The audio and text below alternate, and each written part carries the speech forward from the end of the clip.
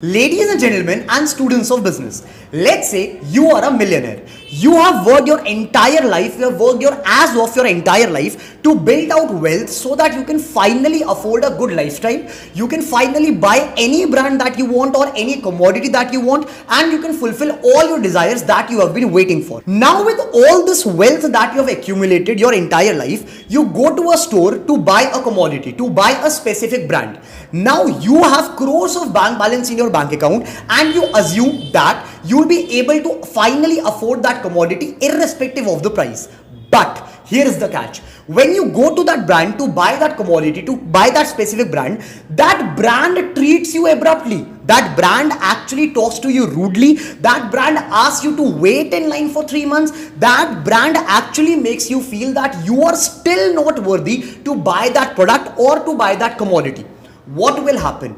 Will you still chase after that brand to buy that specific commodity, or will you give up? Now the answer to this question is actually very fascinating. In spite of all the rudeness, in spite of all the waiting period, in spite of making you feel bad, you'll still chase after that brand to buy that specific product, and you will end up buying it no matter what. And why did it happen?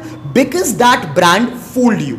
That brand played with your psychology, and finally you were able to buy that brand not because you wanted to buy, because the brand wanted to sell itself that way. What I just told was basically how these luxury brands of the world, for example Balenciaga, for example Louis Vuitton, for example Patek Philippe, all these luxury brands, luxury fashion, luxury watches, luxury cars, all these fashion brands, all these luxury brands basically work in this manner.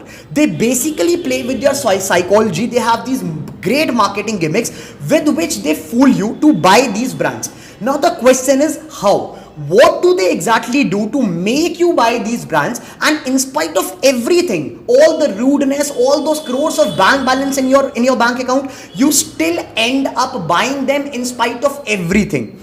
The answer to this question, the answer to all these questions lies in today's case study. If you are building a brand, if you are interested in startups, if you actually want to build a brand for yourself, this case study is actually going to be very useful for you. Please watch it till the end. This case study is brought to you by B School, your own business school. So ladies and gentlemen and students of business, when I closely analyzed and studied over 100 brands of the world to understand their marketing techniques, that how actually have they built their brands, how do they sell a product with 1000 to 2000% margins, I got to know some very weird facts which I'm about to tell you in this case study. Ladies and gentlemen and students of business, the marketing plan, the marketing gimmicks of these luxury brands are basically focused on targeting three main things. Number one, the ego factor, the ego massage. I was reading this case study about this basketball player Shaquille O'Neal when he was building in his career, and when he had finally accumulated some of the wealth to buy a luxury car. He one fine day went to buy a car, and basically the salesperson in the showroom insulted him.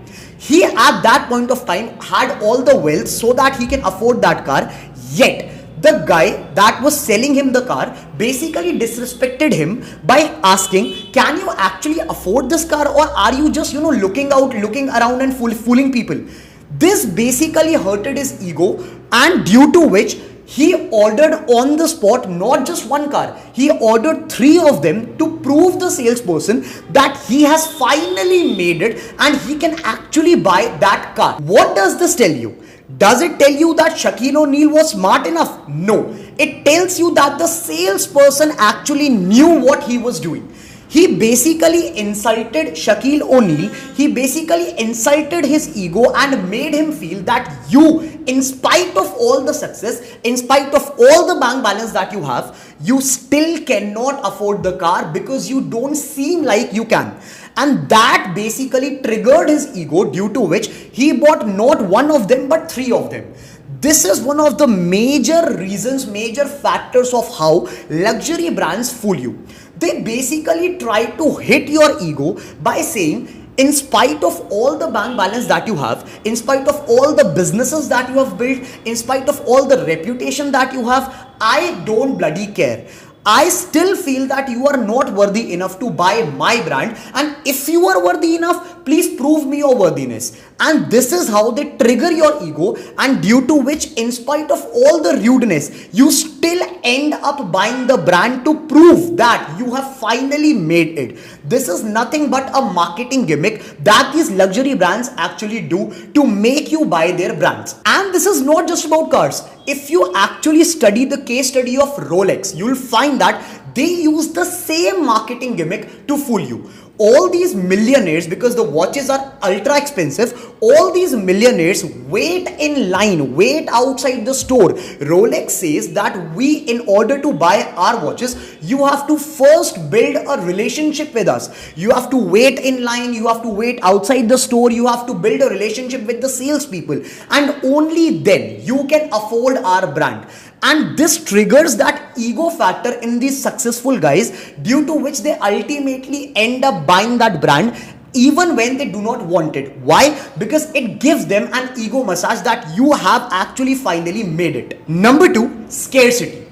We all are aware of this basic economics rule, the fundamentals of economics, of how demand and supply works. These ultra luxury brands, these luxury brands, although they have the capital, they have the infrastructure, they have the manpower, they have the technology to build unlimited amount of products, they do not. They basically say that if you finally buy this product, if you finally get access to buying this product, you will be the sole owner of this product in the entire world. Or you will be one of those limited people who finally got to access this brand, and if you get this product, you are the limited ones on the entire planet. If you look at all these luxury watch brands, they do it the same way. They basically manufacture one specific product for one specific personality. For example, Patek Philippe, they manufacture a single watch for Cristiano Ronaldo, sell it to him by saying that only you have access to this watch. This watch has been exclusively designed for you and no one on the planet has access to it. This basically creates a scarcity factor, and you finally feel that I have this commodity, this X commodity that no one in the world has. This basically again massages your ego that I have something which no one in the world has, and that makes me exclusive of the world. If you look at majority of the luxury car brands, they also use this technique to fool you.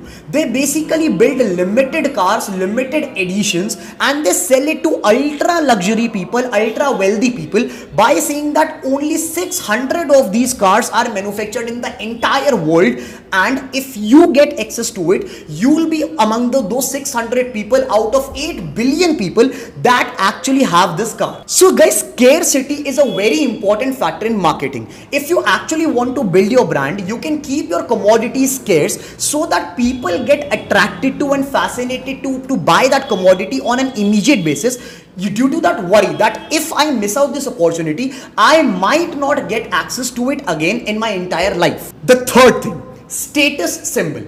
What do these luxury brands do? They market themselves as if you buy this particular brand or if you buy this particular commodity, this is a status symbol. It means that you have actually accomplished your life. It means that you have actually accomplished in your life and you have actually become very successful, that you have actually bought this brand. What do I mean by that? Let's say for example Rolex, let's say for example any XYZ luxury brand, let's say for example BMW. When you think of BMW, what is the first thing that comes in your head? When you think of Rolls Royce, what is the first thing that comes in your head? When you think of all these luxury watch brands, Rolex, Patek Philippe, what is the first thing that comes in your head? It's all the same thing, that once I become successful in my life, once I reach that potential in my life, I'll able to afford that. And it is not about the use case. It is just that these brands have marketed themselves to you in such a way that you attach these brands to success. All these luxury brands have over the period showcasted themselves in such a manner that you have finally started associating these brands with success. And that is what the marketing gimmick was all about. That was actually the marketing plan of these brands, to make you feel that if you're wearing this watch or if you're wearing this t-shirt of a specific brand, you have finally made it in life. And this is how brands fool you. Ladies and gentlemen and students of business, if you actually found out this video helpful, Do comment down below your analysis and your insights. If you have any sort of suggestions or feedbacks that you want to give, please let me know in the comment section so that I can apply them and put out the next video in a much better manner. That's it from my end for today. Please subscribe to the B School, your own business school, if you want more such content in the next coming sessions. Thank you so much.